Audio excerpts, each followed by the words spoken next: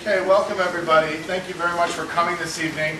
My name is Tim McCarthy, and I teach on the faculty here at the Kennedy School, and I'm also the director of the Human Rights and Social Movements program at the Carr-Ryan Center for Human Rights Policy. I just wanted to begin by thanking Stephen Brzezowski and Laura Felpo and a number of folks at the center who have been instrumental in putting together this 6 and maybe 7-part series. We have one more to confirm, but we have 6 parts at least, and it may be 7, and I'll tell you a little bit about that in a second. When Rose Styron first came on board at the Carr Center as a fellow here this year, she had been here last year as an Institute of Politics fellow, and I got to meet her then. And I went into her office, and it's always a little intimidating, even for faculty members, to walk into the offices of the IOP fellows. And I walked in and I said, "Hi, Ms. Styron, I am Tim McCarthy." "Oh, hello, how are you?" And I knew that this was someone who was incredibly generous. And she said, "I've heard of you. How did I heard of you?" I said, "I don't even want to venture to guess how you heard of me." So she never told me how she had heard of me, probably on a bathroom wall somewhere. But Rose and I have had the opportunity now to collaborate on this series, to think a little bit about how we might put together our interest in the politics of human rights and also our interest in the arts of human rights, and to figure out how to craft a series that really explored that intersection. Some of the sessions will be more politically focused, others more artistically focused, but we really hope through this series, which will now last through the end of April and maybe even into the beginning of May, to really explore that intersection as part of the Carr Center's mission, to bring a little bit of a different kind of flavor to the work that we do here and to expand the programming that we offer. So it's really wonderful to be here. Let me just give you a sense of who we have coming up, and then I will introduce our colleagues here. Next Wednesday, the 10th of March, Larry Kotz, who's the Executive Director of Amnesty International USA, will be our second guest. This is the first of the series. And then after our spring break, we'll have 4 sessions. The first will be on April 1st with Nancy Rubin, the former U.S. Ambassador to the UN Council on Human Rights, paired with Geraldine Brooks, the Pulitzer Prize-winning author of March and People of the Book. On April 9th, we'll have Kevin Bales, the president of Free the Slaves, paired with Ashley Judd, a mid-career student here at the Kennedy School, but also a celebrated actress and activist and the global ambassador for Population Services International. On April 16th, we'll have C.K. Williams, the Pulitzer Prize-winning poet, along with Joy Graham, herself a Pulitzer Prize-winning poet and the Boylston Professor of Rhetoric and Oratory here at Harvard University, and also a dear friend of Rose's and mine. And then on the April 22nd, we'll have Sarah Schulman, novelist, playwright, and activist, and the co-founder of the ACT UP Oral History Project, with Helen Molesworth, who is the chief curator of the Institute of Contemporary Art. And then we have one other session, or maybe even 2, to be named later. But that's our series so far, and we will keep adding to it if we get some more confirmations.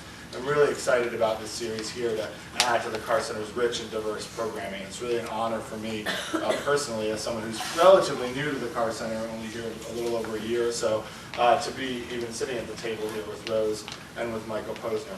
And so let me introduce to you both of them. Michael Posner is the founding executive director of Human Rights First from 1978 to 2006, at which point he became the president of that organization for 3 years before being appointed Assistant Secretary of State for Democracy, Human Rights, and Labor under the Obama administration in October of 2009. Michael Posner has been at the forefront of the international human rights movement for nearly 30 years. As Human Rights First Executive Director, he helped the organization earn a reputation for leadership in the areas of refugee protection, advancing a rights-based approach to national security, challenging crimes against humanity, and combating discrimination. Since its founding in 1978, Human Rights First has supported and partnered with frontline activists around the world in places like Guatemala, Russia, Northern Ireland, Egypt, Zimbabwe, and Indonesia.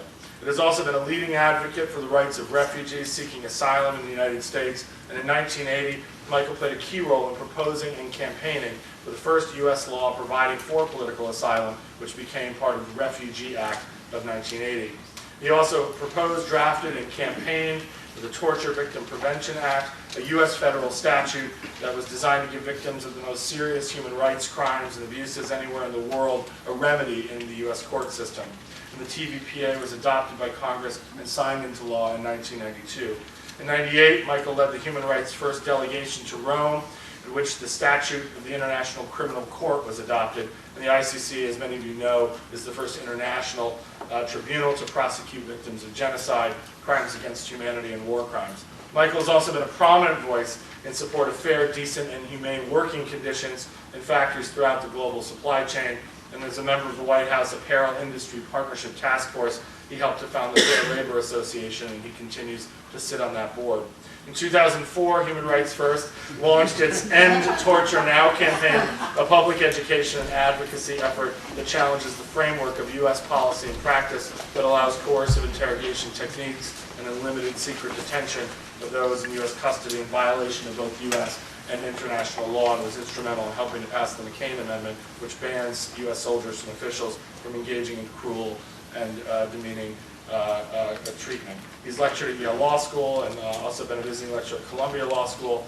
He's a lawyer before that, received his JD from the University of California at Berkeley and a BA with distinction in history from the University of Michigan. It is really an honor and sir to have you here with us today. My colleague Rose Styron, and she and I will be sort of hosting this conversation over the course of the rest of the term. Rose is a Carr-Ryan Center Fellow with us this year with the Human Rights and Social Movements program. She's a poet, journalist, and human rights activist. She's published 3 volumes of poetry, From Summer to Summer, Thieves Afternoon, and By Vineyard Light. And she's also published in a whole array of newspapers and journals and publications all over the world. Voices of America produced Writer's World, which was her international series of conversations with publicly engaged novelists and poets, selections of which were subsequently syndicated in New Perspectives Quarterly. And it was her work through that series that inspired us to begin thinking about this collaboration. So it's an extension of work that she's already done. Rose Styron recently wrote an introduction to her late husband William Styron's Letters to My Father, and is currently working on a collection of letters of her late husband. In 1970, she joined the founding group of Amnesty International USA and has since served on the board of many NGOs, including Amnesty International, Human Rights Watch, the Reebok Human Rights Foundation, the Lawyers Committee for Human Rights, and a host of others. She has chaired PEN's Freedom to Write Committee, Amnesty International's USA's National Advisory Council, and the Robert F. Kennedy Human Rights Awards. She is an overseer at the New York University Faculty of Arts and Sciences and is a member of the Council of Foreign Relations. And as I said last year, she was a fellow here at the Institute of Politics, and now most currently is a fellow here and a colleague and a friend at the Carr Center. And with that, I will turn the program over to Rose to begin. Thank you for that introduction. It feels about 300 years old. I've forgotten most of that. But thank you. Anyway, Mike Posner, my dear friend, and I have had a human rights working relationship for, I guess, those 30 years, even though he still looks 30. But most recently, last week, I went to Washington, the Human Rights Summit that Mike organized. It was absolutely marvelous.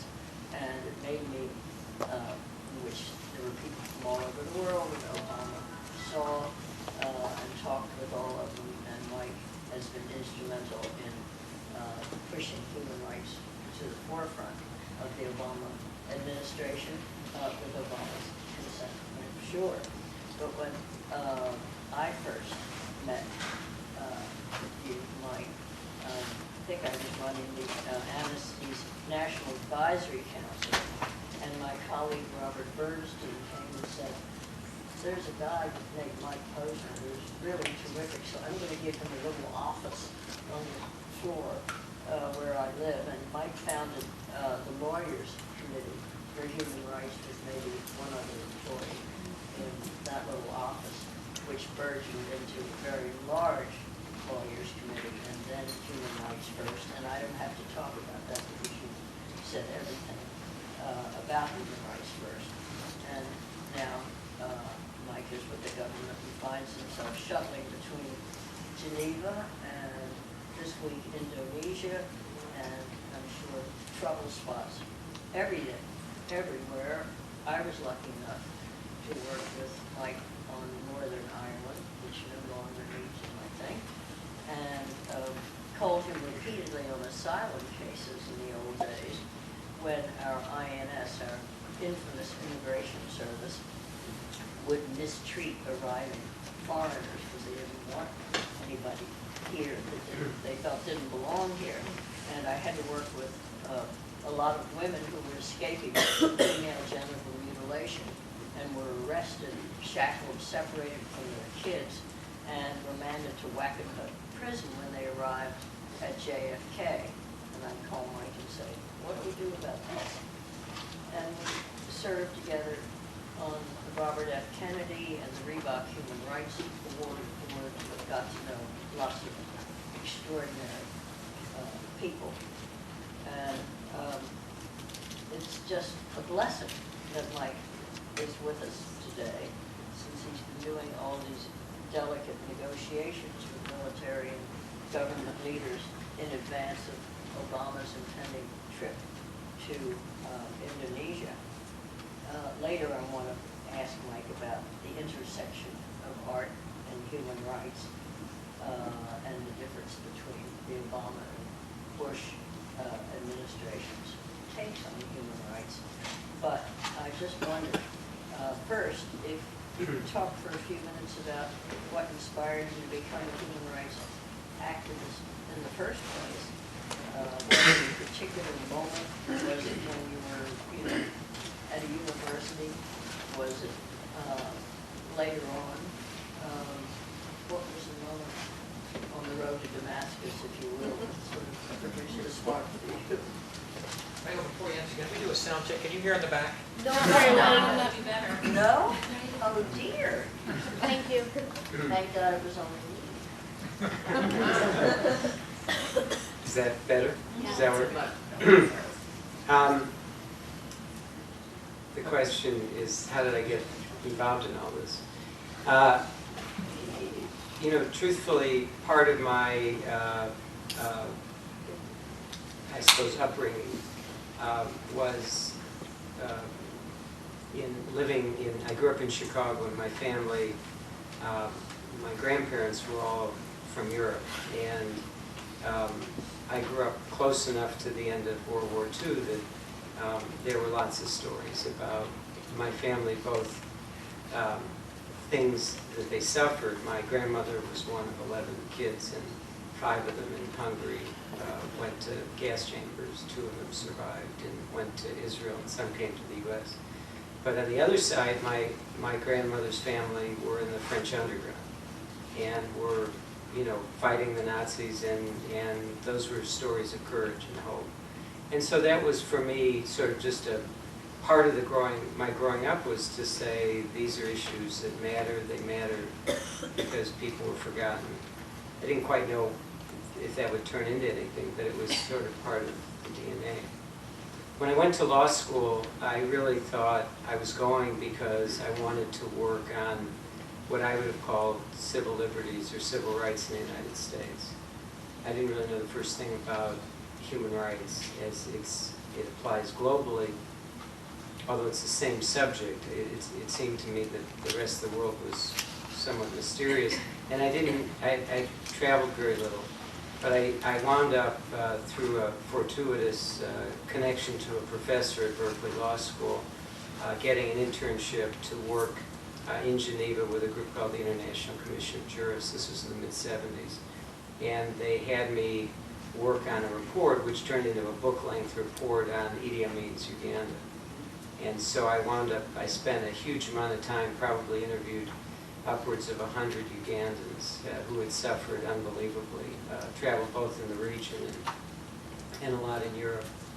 And it opened my eyes to really the fact, and I wondered, where was all the outreach? Where were people paying attention?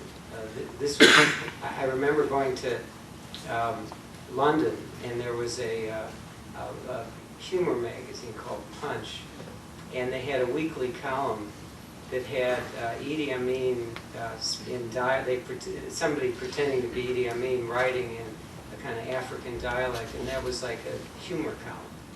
And I went looking. I'm surveying a country where probably 300,000 or 400,000 people had died, and I'm wondering where is everybody's attention to this. So I came back and I thought to myself, this is a big subject. And there are very few people working on it. And when the opportunity came after law school, I worked in a law firm for a while, but I decided when somebody called me, that same professor, and said, they're starting a new organization, would you come? I just thought, what the heck, let me see if there's some difference I can make. So for me, it was a personal thing, but also somewhat accidental. Yeah. Mike, let me ask you, can you hear me? Yeah, okay. Let me ask you, I always get that answer, yeah, we can hear you. Let me ask you a question about definitions of human rights. Human rights is one of those things that when people say it, it goes, yes, human rights. Right, it's the great sort of reliever. It makes us feel that we're all on the same page about something. Yet it's a broad, all-encompassing term. Right? It means a lot of different things to a lot of different people. And you have a ton of different organizations operating in the United States and all over the globe that call themselves human rights organizations, and yet they all do different things. And so you have some groups that focus on trafficking, and you have other groups that focus on genocide, you have other groups that focus on clean water supplies, you have all of these different kinds of things that people focus on. And so I'm wondering when your first, your founding cohort at Human Rights First was trying to figure out how do we define what human rights is for this organization. And you come to a decision to focus on refugee protection, advancing a rights-based approach to national security, challenging crimes against humanity, and combating discrimination. That's a fairly broad definition of human rights, but it also leaves things out. So how do you arrive at that definition? If human rights is universal and transcendent and indivisible, how do we then parse out how we in different organizations and different groups focus our attention on specific issues? And is there tension there? Yeah, there's all kinds of tension. First of all, as a preface to the answer, I was very intrigued by the theme of these talks or these sessions, because the human rights world is made up of, I don't know if it's right brain or left brain, people who are kind of lawyer, analytical, kind of working on policy. And then there's a whole range of people who bring the creative, the artistic, and we need both. And one of the great things about working with Rose these many years has been the energy, the synergy between the two. We will not succeed if everybody thinks and answers questions like I do, or I'm about to, which is in a kind of lawyerly, academic, analytic way. It's a piece of the puzzle, and it's a foundation, it's a base, but the key to this field, to me, is that it's been able to attract people, groups like Amnesty have done such a fabulous job, and Sharon Conan with Reebok did such a fabulous job in broadening the base and broadening the public discussion. We need poetry and we need prose. And so I'm the prose guy. So here's the answer to your question. We started, Eleanor Roosevelt started after World War II with a couple basic propositions. One is that there are universal rights, that everybody's entitled to them based on their humanity. And secondly, that we're going to have an internationalized system where governments, states, declare in treaties, in legal instruments, that there's a set of things that everybody's responsible for. And so for me, I always go back to text, and when I look at Eleanor Roosevelt's legacy, which is the Universal Declaration of Human Rights, and then the treaties that flowed out of it, the Covenant on Civil and Political Rights, and on economic, social, and cultural rights. That's the basis, that's the International Bill of Rights, and that sets the parameters of what we can and should be working on. You're right in saying, and I think it's interesting, there were days long ago where people didn't want to have anything to do with human rights. And it was they avoided using the term. It's interesting to me how much there's now a desire for people to take the issues they're working on and call them human rights. The Leadership Conference on Civil Rights, which is a 50-year-old or 55-year-old umbrella group for civil rights, civil liberties, organizations in the United States, 150 organizations, has just renamed itself the Leadership Conference on Civil and Human Rights. And so we're in a period now where after a long drought, we had this odd thing in our country that people sort of didn't want to really deal with human rights in our own society. We do deal with human rights in our own society, and we deal with it globally, and the term has found enough acceptance that there are 140 people working in the State Department who say they're working in human rights for them. So. So you've been mentioning oh. So you mentioned, I think Amnesty International, Human Rights Watch, Physicians for Human Rights, Reebok, representatives who are here or not, but all of whom we worked with. And I just wondered to what extent you found it useful to work with the other human rights organizations in the field, and what you think maybe the limitations are of that, of doing individual things, going your own way, or doing coalitions. I remember with Amnesty in the beginning, which was international, not based in the U.S., we were not allowed to do anything with other organizations. They were afraid that whatever our particular probing might be, that we had to be totally independent, so we couldn't work on anything in our own country, lest it be conceived as political. And that was one of the reasons we were eager to have American-based human rights groups in particular professional fields work to get their colleagues out of political prison and so forth. But it created problems, and I'm just wondering how you solved that. I don't think there's one simple answer to that. I start from a premise that multiplicity of views and perspectives in organizations is a very healthy thing. There are always efforts, a lot of the funding community, for example, is always trying to figure out, okay, can everybody work together and have one position? We shouldn't have one. We shouldn't have one position. It's useful to, and now I can say as a government representative, it's very useful to have lots of people banging on the door. If there's one letter signed by 30 organizations, it doesn't frankly have a lot more impact than 30 organizations each sending different things. So there are moments when there are values in coalitions, and I don't mean to say that organizations shouldn't cooperate and coordinate, but I think democracy is a messy thing, and part of what makes it messy and interesting and effective is that there are lots of voices out there pounding away on the issues they work on. If they're smart and tactical, they figure out where they each fit and they try to reinforce each other. And I think overall, I mean, Bill Schultz is here and Susanna, they're people who've worked in this field for an awfully long time. I think we've done a pretty good job overall, and I think, again, to my mind, the real credit goes to Amnesty, which is the mothership, and which has really set a tone of inclusiveness. So I think the human rights community, at least US-based community, has been surprisingly and admirably collaborative, but also smart in figuring out how we use the different voices and different perspectives to reinforce, but also to give a sense that we're bigger than we really are, which is part of the challenge. You talked a bit in that answer and in the previous one about the way that you personally approach human rights work. And for much of your career, until very recently, a lot of the work that you've done has been grassroots work. It's been work out in the field, it's been work with groups on the ground in different countries on different issues through different organizations. It seems to me that that what you're doing now is a very different kind of approach to human rights than the work that you did prior to your position in the State Department. And to put it the way you just put it, you were the person knocking at the door before, and now you're the person answering the door. And that is and ducking for cover, right? Well, right, exactly. And so the burden of institutionalization.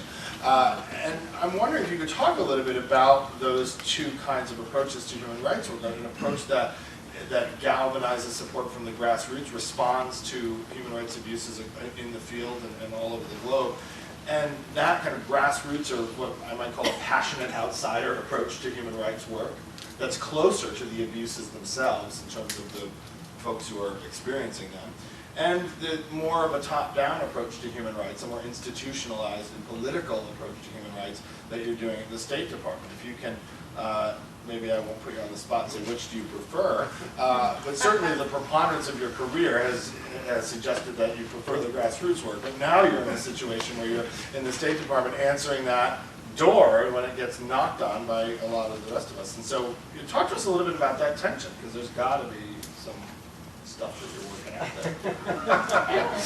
I'm trying.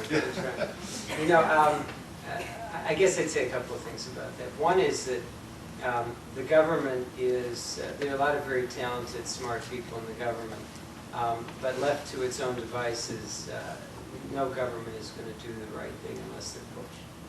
And so, you know, I spent a lot of time doing the pushing, and I'm more clear now than I was 6 months ago that a lot of the ideas and a lot of the energy and a lot of the pressure comes from outside, and government in a reactive capacity sometimes does the right thing.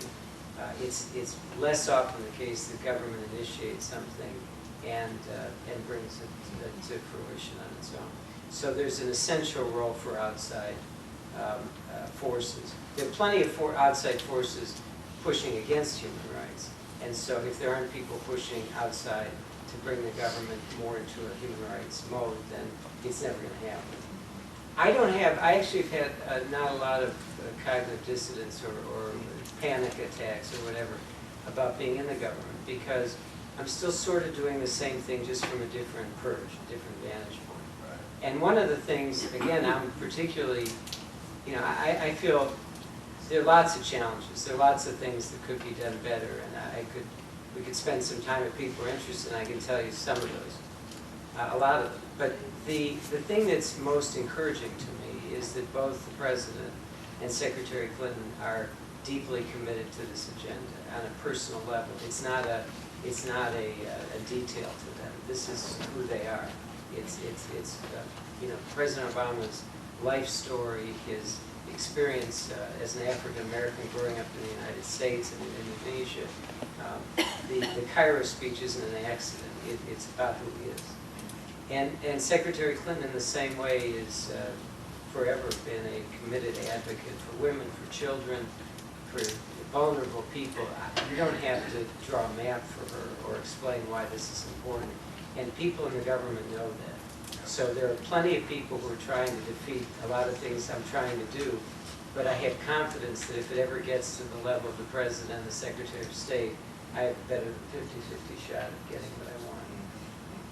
That said, one of the things we really are pushing, and it goes along with the things I did for all those years, is the notion that we're going to engage in the world, and part of that engagement is going to be based on the notion that we ought to be supporting a broad definition of democracy, which includes a strong civil society and promotion of human rights advocacy, democracy advocacy within a country. I think it's, and I've always thought this, it's extremely difficult to change things from outside. Even the United States, which is a big, powerful, 800-pound gorilla, we can have some influence, a lot of influence in some places, limited influence in a lot of places. We're going to push to the extent we can, but the name of the game is strengthening people within their societies to push for change, amplifying their voices, protecting them when they get in trouble, giving them money, giving them technical support, giving them computers, giving them video cameras. It's really the way things change. And that's part of the kind of core of what we're doing in this administration. We can't do enough to help break through governments that are trying to silence dissent and activism at a local level. Can I just follow up on one thing, and Rose actually may have a follow-up on what I'm going to follow up on, which is the difference between, you talked about, in your answer, you talked about the change in the kind of tone and commitment of this particular presidential administration. I was in Washington in December and met with Tom Peretz, who's the Assistant Attorney General for Civil Rights, and I was meeting with him about church arsons in the South, which have disproportionately affected African American congregations. I've been active for the last decade or so in working to rebuild those churches and working with ministers and civil rights activists on the ground. And one of the things that Tom said to us afterwards, and to me in particular, but to the group later on, was that this administration has now returned its commitment, or restored its commitment to a vigorous domestic civil rights agenda. But he said to me, he said, yeah, but to be perfectly honest with you, we're in the business of restoration right now because of all the damage that had been done to this Constitution and to civil rights in the Bush administration, and that we can't even get to the project of transformation until we finish the process of restoration. And so when you're talking about the state, and if you're talking about the United States, as an agent for or against human rights, you're always contending with the fact that different presidential administrations are going to have different commitments to human rights. And so how do you contend? I mean, do you see a similar kind of restoration having to take place after the Bush administration before you can get to the work that you say the President and Secretary Clinton are committed to? I have no doubt that they are, but is there that too? Oh, you know, again, I don't want to go too much off into a rap about the last administration, but they did incalculable damage. And one of the lessons is it's a lot easier to mess things up than to fix them up. We're spending an enormous amount of time. You know, I would bet that more than 50 or 60% of Eric Holder's time is spent on Guantanamo, on dealing with where to try Khalid Sheikh Mohammed. The politics of fear is still with us. You still have the vice president, former vice president, and others, you know, banging the drum, and it's embedded. You know, the thing that's hard is every day. I can't say every day. Every week, I find some other iteration of something that was done that we have to untangle. You know, briefs were filed. You know, let me just take 1 minute. Yeah, sure. Please. The president on the second day issued 3 executive orders banning torture, announcing the closure of Guantanamo, and setting up a task force to look at detention policies. That's the reason I went into this government. To me, that was the single most important thing that needed to be addressed, those set of issues. And yet, you know, it took a while for a lot of us to get in. I was approached by Secretary Clinton in February. I didn't get in until September. Harold Koh was approached in December. He didn't get in until July. So by the time we got there, what had happened is that the Guantanamo closure and the task force was leading the charge in terms of how to deal with these issues. And they were leading the charge by responding to habeas corpus petitions, filing briefs that were essentially pulled off the computers of lawyers who had worked in the Bush administration. Many of them were the same lawyers. So you had briefs written in 2006 and 2007 in the Bush administration driving the policy of the Guantanamo task force, which was driving the policy of the administration on detention broadly. So it's taken us a huge amount of time to kind of clear the underbrush and begin to think rationally. And the time to do that has created all kinds of space for the people who, you know, are the architects of the politics of fear to basically traumatize the Congress and paralyze everybody in the government. And so we're now struggling with the notion of whether or not we ought to be trying people who've committed horrendous crimes in a court. It won't surprise anybody that there is a deep division within the administration on those issues. But it's more than a few minutes of my day, and I view it as essential for me to be credible. I do it because I care about it, but I also think I can't be credible when I go to Egypt, as I did last month or in January, and I talk to them about torture, and I talk to them about ending an emergency law. I've got to do it with confidence that I'm coming from a place that has credibility. And so I'm there every week. I'm in that conversation one way or another, and it's critical that we just keep at it. It's a long-winded answer to a simple question, but it's for real. I want to open it up in just a minute for everybody else's questions. I just wondered if you wanted to spend a minute or two saying what you think some of the key issues or the key countries you're most concerned about now or most worried have gone backwards instead of forward?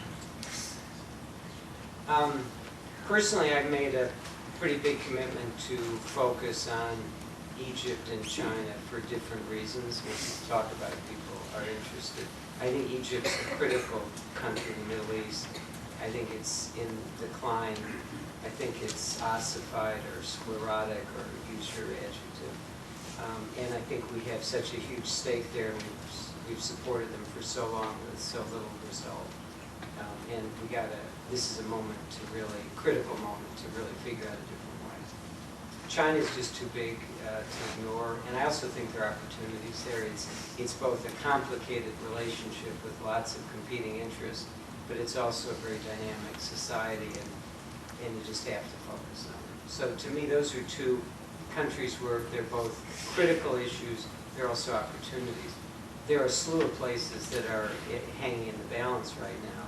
In Africa, I would say Kenya and Nigeria are two critical countries. In some ways, anchors East and West Africa, and they're both in a very precarious spot. I think Colombia is an interesting country where there's going to be a transition. I think there's some good things that could happen. We could talk about Afghanistan and Pakistan, which I'm pretty pessimistic about. But there's lots going on in the world, and Russia's pretty miserable. So.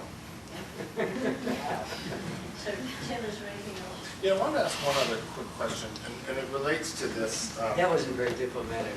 I'm sure people will have questions about that. I wanted to ask you about this relationship between democracy, human rights, and labor, which is the bureau that you're in.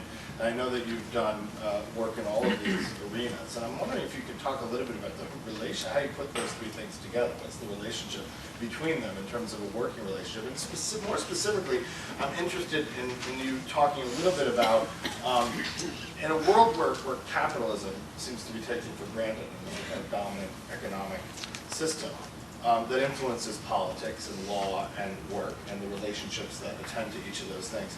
What are the challenges in advancing democracy and human rights and labor in a world where capitalism seems to be taken for granted and decreasing or increasingly not criticized as an economic system? Because it seems to me that a lot of conversations that we have around here about human rights, we tend to circle back to the problem of global capitalism and globalization as a kind of euphemism for global capitalism. And I'm just wondering, from your perspective, trying to figure out how to put together democracy, human rights, and labor into a coherent project that will help us along the line, down the line to global justice.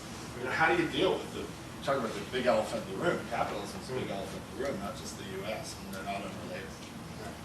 Well, I could give you a highfalutin answer as to how human rights, democracy, and labor wind up in the title. But the truth is, Congress keeps going to the State Department and saying, we want you to do this, we want you to do that. And then people in the State Department keep saying, oh yeah, that's the place to send it. So we're the recipient. I run the bureau of this and that. The kitchen sink bureau, right? Most of them unfunded mandates. The issue of the private sector, I think, is hugely important, and I think we're in a whole reinventing or 21st century statecraft review now called the QDDR. It's a quadrennial review, first time we've ever done it. And I think the big missing piece for the U.S. government and lots of governments is to recognize how the world's changed. Governments in general are less important than they used to be. They're less powerful. Of the 100 biggest economies in the world, 50 of them are corporations. Walmart would be the 12th biggest economy in the world. I mean, as big as the 12th biggest country in the world, gross national or domestic product. And so we have a world where you both have governments that are weaker, the private sector is so much stronger, and on the other side you have all these non-governmental forces that are not companies but NGOs that are more important, and organizations with nefarious purposes. And so states are organized to deal with states. And that's now a part of the picture, but it's nowhere near as important as it was 30, 40, 50 years ago. Part of the Bureau of this and that is not just labor, but we have a whole section on corporate social responsibility. And I think one of the challenges we face, and I view it as a great opportunity, is to figure out how we create rules of the road in this new global economy, and how we use the pressure of government to get companies to operate globally in a more responsible way. And we're doing that both in the manufacturing sector, we're doing it now in the extractive industries, and we're doing it in the internet world. And actually we're doing it, I'm on a task force also in the agriculture department looking at child labor and forced labor in agriculture. So there is a big subject there, and the government is woefully under resourced or focused on, the notion historically has been that the government supports American businesses' desire to do business, which is fine, and I support that too, but I want to make sure we support business doing business responsibly. Should we open up? Sure. Yeah. Yeah, so we have time for a bunch of questions. We want to open it up now and yes. Before we open it up, I just want to say that we're going to be passing a tablet around to gather your email addresses in the event that you'd like to be notified of future events. We're a little bit like a town hall, and we put posters up around campus, and some of you find out about this through friends, but we'd like to develop an alert list of events that are coming up. Sometimes people come through town on pretty short notice, and it's not on the calendar long in advance. So if you'd like to be notified of events, just put down your email address, and we'd be happy to notify you of future events. Thank you. This is Charlie Clements, who's the new executive director of the Carr Center for Human Rights Policy. We're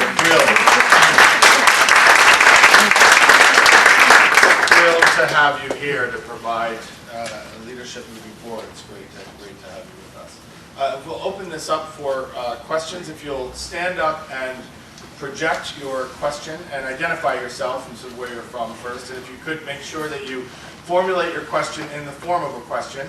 And one that is, I teach a communications course. I like to talk, but I also like succinct questions. So the more succinct the questions, the more questions we can have. So, sure. I'm John Boyle. I'm the father of a Harvard student. That's my reason for being here. I'm interested in a general sense. And I would like to know your view on what I call the dilemma of the slippery slope. There's a category of things that we could probably all agree are clearly human rights based. There's another category of what is loosely called entitlements. And there are people that take entitlements and try to move them over and say that's an absolute right. I mean, right now healthcare is in the forefront of our consciousness. And I can separate this in my mind a little bit. I'd like your comment on the economics of it. If as a human right you say you shouldn't kill a fellow human being, that's a behavioral thing. It doesn't really take money. But when you talk about supplying food and water, that starts to become economically based. But there's a basic level at which we would probably say that's still a human right, the right to breathe. But when you start talking health care and other, the right to have unemployment insurance, these other sort of entitlement things, that gets more into the economic category. I view it all as just one big slippery slope. How do you separate those things out? It's a fundamental question, and it was. Let me say first of all, I think that the idea that what you're calling entitlements, health, education, and so forth, costs money, but civil and political rights don't cost money is wrong. It costs money to have a criminal justice system. It costs money to have prisons. It costs money to have due process. And so there's a range of things. You're right in saying, it doesn't cost anything to say stop torturing or stop killing people. But in fact, the architecture of government that you need to have strong civil and political rights costs a lot of money. So I think the notion, again, I'm going to go back to being the lawyer here. The notion of the treaties that were set up says that there is a difference between civil and political rights and economic and social rights. And the difference is that economic and social rights, they're rights, but they're achieved in a different way. They're achieved progressively and dependent on resources. So to me, they're related. And they're all rights, but each society has more flexibility and more space to figure out how to actually create the right to health or the right to education. It's dependent on resources. It's dependent on a domestic process which implements those things. But I think it's appropriate to call them all rights. That's not the American view. We have always had a kind of juridical view that says, and our Supreme Court, I'm going to give you the whole story here, the Supreme Court has rejected what I just said. There were a series of cases in the 1970s brought by poverty advocates, basically, calling for a right to housing, a right to welfare, etc. And the Supreme Court said those aren't rights. So in a legal sense, I'm wrong in the U.S. courts, but I think in a broader sense, in a policy sense, these things are interrelated, and it's essential that we view them as rights, but we be tough on ourselves and say, how do we actually implement and enforce those rights? Just to say it's a right doesn't make it so. And so I think we've got a lot of work to do, actually, all of us. And I think it's actually one of the weaknesses of the human rights advocates movement, that we haven't been disciplined enough in answering your question, which is how do you really articulate those rights, codify them, enforce them in a way that's consistent with that international framework of progressive realization. We'll go back and forth between the two sections. So here we go. Hi, I'm Susanna Sirkin from Physicians for Human Rights. Today, the first U.S. ambassador to the Human Rights Council was approved, and I'm just wondering how you see her role and what the U.S. role will be at the council, and how you so far assess this body, which was supposed to be better than the commission for it. One of the again, cornerstones of what the Obama-Clinton doctrine on human rights has been engagement, principled engagement. And so we joined the council last year, having not been there for the first 3 or 4 years of its existence. The council is a mess. We joined it not because we thought we were getting into something good. We got into it because we thought we want to get in there and try to make it better. It's a mess on a bunch of levels. I don't want to go into bore everybody with the details. But the big picture is this. It's a political body that has become incredibly divided, and that has essentially pitted a united Europe, which takes the lowest common denominator of the European Union government's positions. And because the Europeans are now speaking with one voice, the African Union and the Islamic Conference have decided they have to speak with one voice. So the typical meeting of the Human Rights Council, you have mediocre and terrible. And so our job is to get in there and try to mix it up and change them. That's her job. And it's going to be a heck of a struggle. But I think last year we had a resolution on free expression that we did with the Egyptians. Not perfect.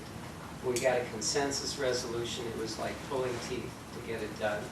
But part of what we tried to do is say it's possible for a northern country, a southern country, or a western country, and a country in the Middle East to work together. It was extremely challenging. We've got to set an affirmative agenda. We're on the defensive. There's a resolution coming up this time on defamation of religions, introduced by the Pakistanis and the Egyptians, that wants to define defamation of religions as anybody who says anything bad about Islam. There's a real problem. That's not the way to solve it. And so we've got to come up with creative alternatives. We've got to set an affirmative agenda. We've got to break the blocks. And we've got to figure out how do you actually help people. It's a big agenda. Who's the, Her name is Eileen Donahoe, and she's going to be terrific, I think. She just literally was confirmed today. Yeah. Yeah. Molly. My name is Molly Byrne. I'm a second-year MPP student here at the Kennedy School. And I've noticed that the human rights field seems to be dominated a lot by the legal profession, and there seems to be, such as yourself and other activists, a lot of lawyers involved. So I'm wondering, from your perspective, the role of people like myself who don't have a legal base and aren't thinking about going to law school, how can we most effectively be part of the human rights movement? Or people like me and people like Rose. Right? I'm glad you asked that because it sort of takes us back to the theme of these meetings. Speaking as one of those lawyers, I think the field has been actually too narrowly defined by people like me. And I think there really is a need for a course correction. It's such an important subject, and it's such an important subject on the visceral, emotional level. We're dealing with human beings. We're dealing with people who are really suffering and who are not being heard. We have too narrow a constituency. The range of approaches is too narrow. The outreach, again, to the creative community has not been aggressive enough. People like Rose have done it and Sharon, but it's not been the norm. And as a result, there's a little bit of an inbred feeling. There's too few people talking to one another. We all agree with each other by and large, which is nice, but there's a huge community of potential allies that aren't reached. And so I'm a big believer in a multiplicity of approaches. You know, the part of the State Department that I think we're trying to activate is what we call public diplomacy. And I think there's a huge range of things we can and should be doing to kind of get out there and try to get new allies and constituencies to amplify the message. Because it should not just be either an academic or a legal discipline. So I don't know what your field is going to be, but it's really important that we get out there in very different ways, and people with different skills and different aptitudes really get out and apply them in ways that are reinforcing. So I encourage you not to become a lawyer and go do whatever and be part of the human rights movement. Yeah, right there. Yeah, Mike, I can't resist asking this question after Rose here and Tim talking about art beginning. There were no questions about art. And you asked the question about entitlements in economic, social, and cultural rights. You slipped into the traditional way of saying economic and social rights, which reflects two things, really. And what I'd like you to comment on is, first, whether and to what extent the State Department and your Bureau of this and that will be able to assist the Obama administration and Secretary Clinton in engaging with the international community on the holistic approach to human rights, which is your view, not the view of the Supreme Court of the United States, so we're not going to claim the constitutional rights, but you know very well this issue, and it is directly related to the issue of culture, which is usually forgotten when people list the rights in that category subject to progressive implementation. We say economic and social rights. And as you know, the Council created a mandate for a special rapporteur on cultural rights and began functioning. So will your office be able to, will your Bureau be able to assist the Department in overcoming the reluctance to allow the Council to have mandates on economic, social, and cultural rights? And specifically, are you hostile to the mandate on cultural rights as it relates to art, which was supposed to be one of the subjects of this meeting? Good question. There are a couple of pieces to that. One is, in December, Secretary Clinton gave a speech at Georgetown on human rights, development, and democracy. And we worked very hard on that speech and on the concept, which she totally embraces, that the three things are integral and interdependent and have to be considered as a whole. She says in the speech, and I really urge you to read it, it's on the website of the State Department, that you can't have you can't realize human rights and democracy without development, and you can't have development without commitment to and progress on human rights and democracy. That is a message that everybody in the government doesn't share. She's deeply committed to that, as is Raj Shah, who's now the administrator of AID. So, and there were plenty of people who were panicking that this language was going in. It's her commitment. We didn't put words in her mouth. It's what she believes. And on the cultural rights question, that's something that doesn't get the attention it deserves. And we ought to be, and frankly, there aren't enough people pushing for that. And I'm open to that, but we haven't given it as much thought. But there's clearly room to be doing that. I did tell Rose that at that same speech, she was asked a question by a student, where do arts fit into this? And she loves that question and just went off talking about, you know, the Velvet Revolution in Czech Republic, and talking to Václav Havel, and his describing his, you know, the inspiration for his revolution was Lou Reed and the Velvet Underground. And she described going to a play about the rape of Bosnian women and being in the Congo and reflecting back on the images of that play and saying how much more important those artistic expressions are than all the words. She and I, the secretary and I, are both of the, you know, again, the right brain, the left brain, whatever, we're word people and analytic lawyers, but she appreciates absolutely the importance of the power of the arts as a way to move people and to really crystallize what this is all about. Let me say, there is a precedent, though, in the United States. There's a precedent. This was the Works Progress Administration during during the New Deal, the Great Depression. And one of the things that the Roosevelt administration did during a time of crisis, which produced all sorts of human rights abuses domestically, is that they actually employed writers and photographers and journalists and creative people, poets and so forth, John Steinbeck, Joy Neil Hurston, James Agee, Walker Evans, a whole range of people that actually created what became the modern documentary tradition of documenting human rights abuses as part of government employment. This was actually part of a government solution to the Depression, and Roosevelt embraced this. Eleanor Roosevelt obviously embraced it as well, and it certainly must have been something that she had in mind when she did that work, the crucial work that you mentioned earlier, in the midst of the war and in its immediate aftermath. So what about a new Works Progress Administration, a new kind of cultural front for artists and filmmakers and photographers? Is there any money for that? I know we spent a lot of money bailing out Wall Street. Is there any money to enlist the poor, starving artists in a new 21st century documentary tradition about human rights abuses? Is that possible? Mr. Secretary.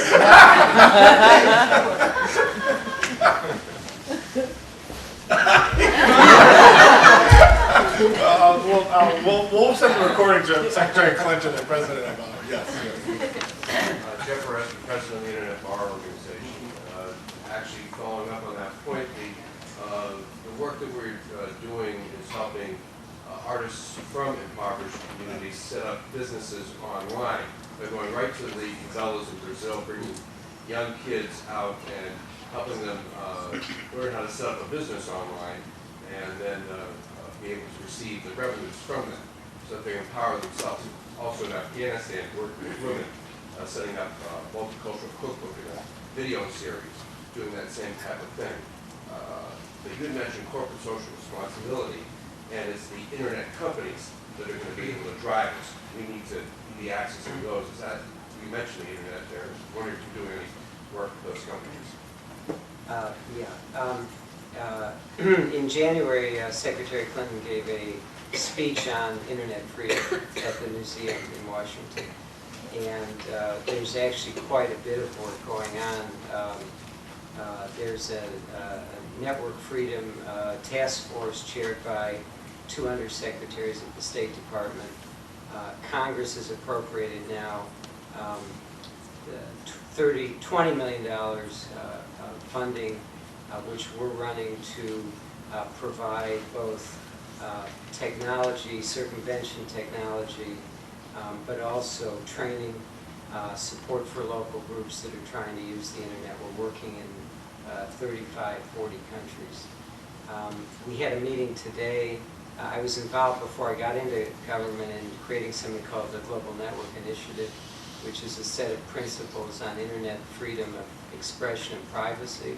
NGOs, social investment funds, some academic centers, including the Berkman Center here, and 3 companies ultimately joined. A bunch of others were on the sidelines, but they're Yahoo, Google, and Microsoft. We had them in the department this morning, along with about 20 others. Everybody from Intel to Verizon to Skype to you name it, I mean, companies you've heard of. And we're trying to push them to join that initiative, which is basically trying to create accountability and a monitoring system for how those companies deal with government restriction, have them work together and work with government. So there's a lot. I mean, there's more than that, but it's a big subject actually, and a lot of interest. Jack? Yeah, exactly. Hi, I'm Jacqueline Barber and I teach here at the Kennedy School. I wanted to link some of the comments you make and ask you a question about undocumented immigrants and refugees. I think one of the great things about the Lawyers Committee, and I think it was your vision, Mike, was to see how central to domestic human rights questions of refugee protection are. And one of the things I think is rather disappointing about this administration so far is a lack of leadership on these questions. It is true that the raids, workplace raids, have basically been phased out, but deportation of so-called criminal aliens is revving up as fast as ever. And, you know, the question of healthcare for undocumented populations, including children, is really not adequately on the agenda. And even the whole sort of administration of asylum doesn't really seem to be radically different from what it was under the appalling previous regime. So I just wonder, you know, whether you see your role as a sort of thorn in the side of the administration to push them and to do the right thing, and what are the sort of constituencies that you might draw on given the huge tide coming in the opposite direction? Yeah, that's a good question, and I share a lot of those concerns. The challenge for me often is to try to figure out how to get in, what the way in is for us. And the way in on this one is the U.S. for the first time ever is going to do a comprehensive review of its own human rights record through what's called the Universal Periodic Review, set up 4 years ago as part of this new Human Rights Council. And every country in the world now goes through a review. So we've undertaken, our report's due in September, it'll be taken up in the fall. But we've undertaken to do a series of field visits and public hearings. We had one in New Orleans looking at Katrina about 6 weeks ago. There was one in Washington with national groups dealing with a whole range of issues about a month ago. There was one in New York last week dealing with a set of community issues, housing, some of those issues. There will be at least one and probably 2 sessions devoted just to immigration and refugee issues, probably in the Southwest. We're setting these up in the next 6 to 8 weeks. So there will be, that's my way in. Tom Perez is also very involved, and others in the Justice Department. One of the challenges we face, there are 2 big challenges we face. One is the restructuring of the government. The fact that this is in a department called Homeland Security puts a very strong national security overlay on everything that deals with immigration enforcement. And the break, INS was not a wonderful agency, as we probably all know, but there was at least some sense of it being part of a Justice Department that had some concern about process and some concern about a regular process of immigration. And we were able to create a cadre of immigration asylum experts in the INS. I think some of that's been lost, was lost in the move to Homeland Security, and we have to find a way to build it back up. It's not going to be easy. I'm not convinced still that the Department of Homeland Security makes sense, but that's a big subject. Second thing, though, it's I think also really true is that we have well, it's really the same point. We have a number of issues related to both immigration detention, issues related to material support. There are a bunch of provisions that came out of the national security, mindset that have really overwhelmed the system. And so we've got to really look at that. Yeah, right here. It's actually a bit of a follow-up question to Professor Baba's. My name is Arti Shahani, and I was a community organizer back in New York with a group called Families for Freedom, working with many people who were deported, really benefited from the work of human rights for us, so I thank you for that. And the question is actually about this issue of immigration enforcement and the widespread devolution of immigration enforcement throughout the country. I was wondering if you could elaborate a little bit more, give some insights into, for example, Janet Napolitano's response to the issue of human rights. I mean, I was shocked that she didn't, for example, withdraw from Joe Arpaio in Arizona, the sheriff over there, I'm sure you're familiar with, his special program, his special ability to do immigration enforcement. She curtailed it supposedly, but he's still running around wild saying that he can do what he wants. And I guess I'm just curious about when we have a situation in this country where increasingly there are local sheriffs that are saying that they have inherent authority to go pick people up who are walking or driving while brown. What's the federal government doing to intervene in that through a human rights lens in particular? Again, I'm not dealing day to day with all these issues, so I'm going to give you my view, which is probably not less informed than yours, actually, for sure. It is what we've done historically is had ebbs and flows between a more welcoming approach to immigration and a more restrictive approach. And it tends to be dependent on two factors. One is the economy, and the other is the level of anxiety and fear because of some threat. We happen to have both of them going on at the same time. And so, I have no doubt that I'm not comfortable at all with local authorities doing immigration enforcement. That's part of what you're describing. And that's a trend that began after 9/11. Historically, and if you talk to local police, most local police don't want to be immigration enforcers because they need, and in fact, I think you make a national security argument that goes the other way. If we want to be operating, if we want the police to have good relations in communities, in diverse communities, we want the police to feel that they're not the immigration enforcers. If you want police to be dealing with domestic abuse, if you want police to be dealing with everyday problems in society, you don't want them to be immigration enforcers because then nobody will talk to them. And so I think we've got to reverse that, but it is very much tied to the national security problem. And then we still in a very tough economic time. And immigrants generally are always going to be casualties of people's insecurity. So I think we're bound from this, but we have a lot of work to do. You're right here, sir. Hi, I'm Frank Donahue from Physicians for Human Rights. I travel with the well-known. I went to the meeting the other day in New York at the University of New York, and I was thinking of you because you have a very difficult job in that every human rights person, even if it isn't in your area of jurisdiction, expects you to carry the banner that you've spoken about and noted for. And I was thinking, as we approach the periodic review, there's a number of issues clearly raised, just as far as a rose slope asylum. People, mandatory detention, healthcare is terrible for asylum seekers today, worse than ever. But I was thinking about torture, which is an area that you've been particularly engaged in as physicians for human rights. And you said initially, that the second day of the job, the president said that America would not torture, and the president didn't go far enough to remove Appendix N. There's clearly many of those are still torture.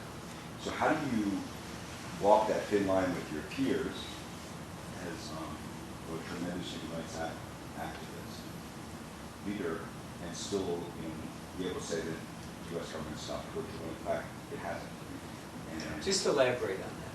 well, we still put people in isolation. Appendix N deals with certain elements of torture that most medical professionals would say is still torture, like stress position, like isolation. And when the president said that we would use the Army War Manual, there is this appendix N that allows certain things to continue to happen in torture that we believe are still torture. And we have been asking the administration to remove Appendix N from the guidelines from the Army War Manual, and it has not happened yet. So it's not actually fully true to say that the administration has removed torture. We certainly removed something like reporting and others, but there are still issues that I think other countries, as we prepare for our universal review, could point to and say, well, America has still tortures. And so that's I'm interested in knowing who you're talking to in the government. most of them, it's DOD. It's DOD. We should Senator have that Kelly conversation. was, we approached and some others. We'll send you some. Yeah, I would love to see that. You know, this is about as important to me as anything. And I've had a slew of meetings with people in our place and in the White House. I have not, I mean, I know the Army Field Manual, if you're talking about Correct. this particular notion of stress positions. Isolation. Well, isolations may be different. We should have a discussion. I'm actually keen to have it. I have been pushing hard on a number of things that are not interrogation techniques, but confinement conditions and so forth. We've sent people to Afghanistan from my bureau. I'm beginning to engage more with the AFPAC, with Holbrook's people, and with the Defense Department on those things. But I'm keen to follow. You can be down next week. It's only No, 2 I'm hours. actually keen to have this discussion. This is a loophole that's still there. Okay, we should talk about that. We are going to have a session just on the national security agenda. So you come to that and present this. But I want to know it before. Sure. That'd be really helpful. Steven. Hi, I just have two quick questions. This is Steve Brzezowski from the Carr-Ryan Center. So simply, what inspires you to keep focused and motivated, working on for the rights of others, and specifically in regards to art? And in much of the world where there's direct or indirect repression, how can the U.S. facilitate cultural interchanges that promote expression? And expression in the sense that it's not only anger, but towards human rights-based principles like reconciliation, accountability, or social transformation. Good question. What keeps me going all the time is the sense that there's a lot that we can do to make the world better. And I feel that more now than ever. There simply aren't enough governments, there are not enough NGOs working in this area, and the problems are overwhelming. And it's true time and again, I see it time and again, that focused attention makes a difference. I give you a lot of examples, even in the last few months, of things we've worked on. Individual cases, broader issues where if you keep focusing, you can make a difference. On the arts and promoting the arts and promoting a more affirmative expression of these things, one of the things I'm really excited about is, that I didn't know anything about, is that we have in our Bureau $80 million to give to human rights activists and journalists and creative people who are within their own societies trying to challenge things. And we're taking a fresh look at all of that. There is a lot of interest, again, the Secretary and others, the head of AID, are very interested in looking at how do we empower local civil society and activism and use the arts. So there's room to do it. Judith McHale, who runs the public diplomacy, comes out of Discovery Channel, creative as can be. There's a lot of interest in how do we use new communications technology, but also how do we empower people in their societies to be smart and creative in how they raise these issues. This is a good time for this. Yeah, right there. No, right, you, yeah. My name is Hadi Sokolen. I'm from the Cochlear program here at Kennedy School, and I have a question about, we watched the Balkans really closely, and the elections last June in Albania, they are being contested. So does the State Department have a role to play in, for instance, promoting free and fair elections in countries like Albania, which are in transition to democracy? Yeah, absolutely. One of the things, I mean, it's actually an area where the U.S. government has probably done more work. And one of my one of the things that I think is important is that we continue to do that work, but we also do it in a broader context where we're looking at a kind of broader concept of democracy that is an everyday experience.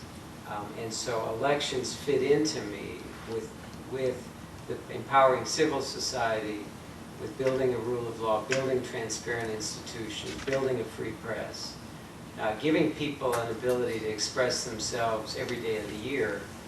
When you build that system, then elections can be really meaningful. And so again, we are absolutely, there's a lot of attention, both there are groups like the National Democratic Institute and the Republican Institute, Freedom House, that do a lot of training of election observers, training of political parties, all sorts of things related to the electoral process. That's important. We need to put it in the context of how to make democracy a 365-day-a-year enterprise. Right here. Hi, my name's Ashley. I'm a student here in Harvard. My question relates to both of the previous questions. As far as empowering civil society, it sounds like there is something of a plan in place to provide money, to provide some support to civil society in developing nations. How do you do this without these nascent civil societies becoming dependent on this support? When suddenly the support evaporates, there goes civil society and everything that you've been working for? I was hoping to speak to that. There's a couple of questions in that. One is, how do we provide support that's appropriate to what they need? And how do we provide support that doesn't make them dependent on us? How do we help them create the ability to be sustainable? There's also a whole range of questions about how do we provide support to these organizations when countries don't want them there and don't want us helping.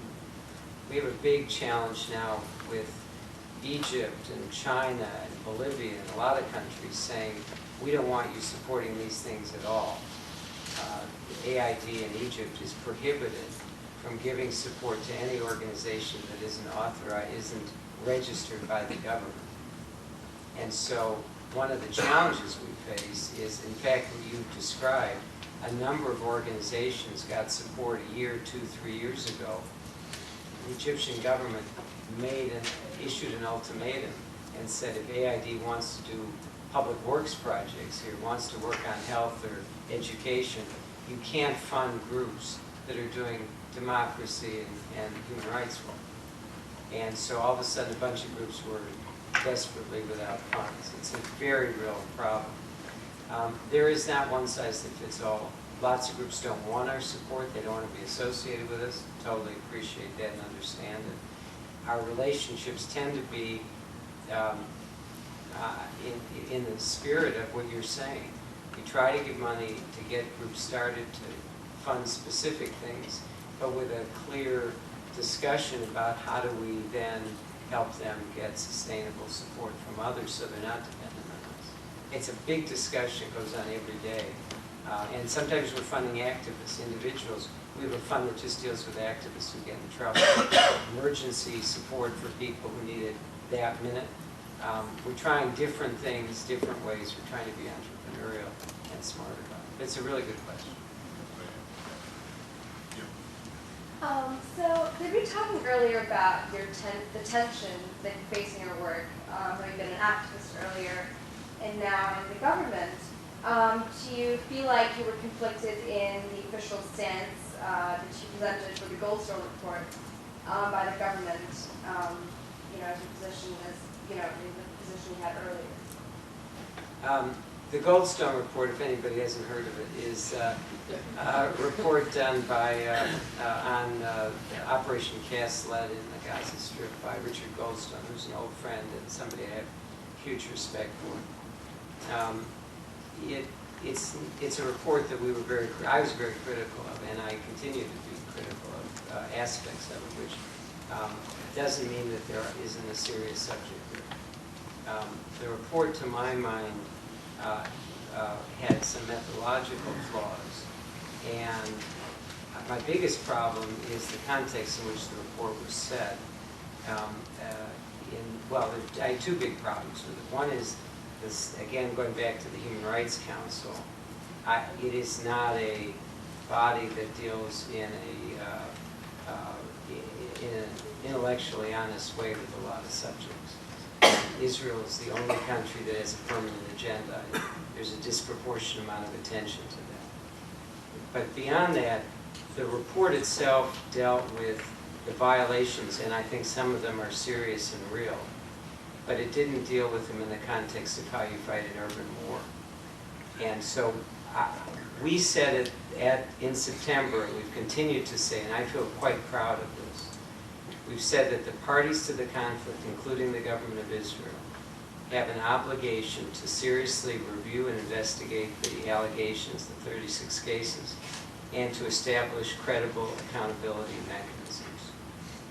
It took more than 10 minutes to get everybody in the U.S. government to agree to include that in the statement. It keeps saying it. We still are saying it. I went to Israel for 5 days in January to make sure that that was not just a rhetorical message.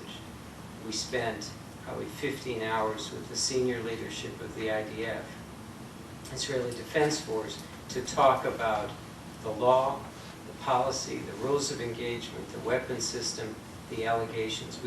I know more about those allegations probably than I care to know. And a lot of them are real, a lot of it's serious.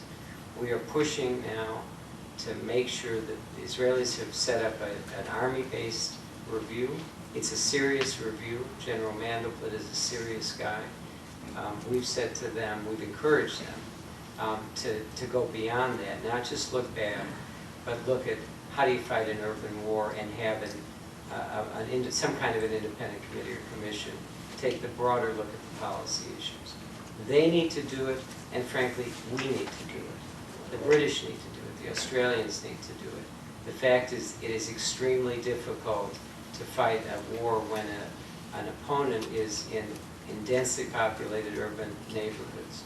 But we have to figure out what are the best precautionary measures. Let's have an honest discussion with the Red Cross, with the governments that are fighting these wars, about what's the maximum amount of civilian protection possible. Let's open up that discussion. So that's what I'm trying to do. I may succeed. The U.S. government is not a monolith. Everybody doesn't love what I'm doing. We have time for one more question here. Yep, right there. My name is Robert Scanlon. I'm a professor of the practice of theater in the English department. I'm here because Rose invited me for the arts side of this, and I heard $80 million, is available for, and I'm not sure of the details, but one thinks that the State Department is actually working outside of the United States, not domestically. And at the same time, the whole spirit of this conference and the series that we're about to have is that idea of getting those who really have a deep sense that they'd like to be involved in human rights issues. And there's hardly any topic that comes up in Gaza, anything that's talked about. From a theatrical point of view, you immediately can start imagining a really powerful discussion.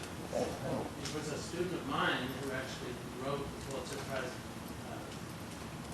winning play, The Ruin of Congo War, that Secretary Clinton alluded to as having a huge effect in bringing it to public consciousness and the rest of it. So how indeed, from our community, since we teach playwriting, we want to encourage young people who have an ambition to be successful, but also have a kind of deep instinct to do something deeply meaningful. What is the actual link? Is there funding available domestically?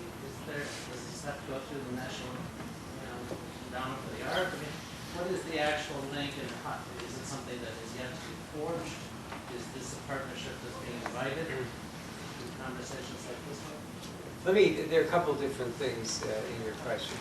One is, just so you know, the $80 million. The $80 million is externally focused.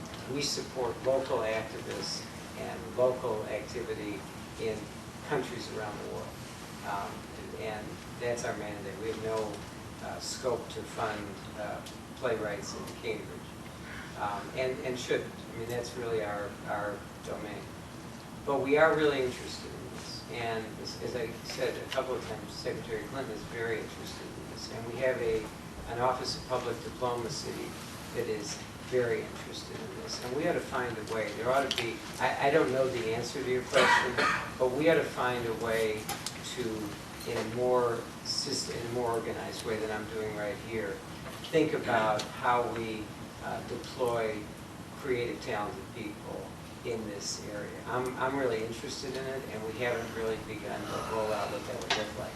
On the funding question, which is a separate question, we ought to think about whether or not, in the context of that public diplomacy, there can be funds that would be for projects here that have an external audience or focus.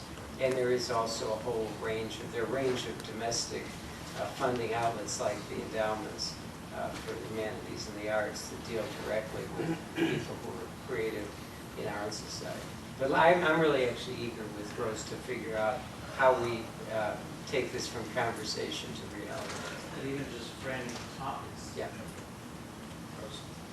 No, I was just going to say, I remember that there used to be corridors of culture where writers like me and lots of other people were sent abroad to different countries, emerging countries, particularly. So it was extremely interesting for us as well as useful. And I don't know if that's one way to recreate in just a small way, but we should talk about it. Thank you all so much for coming.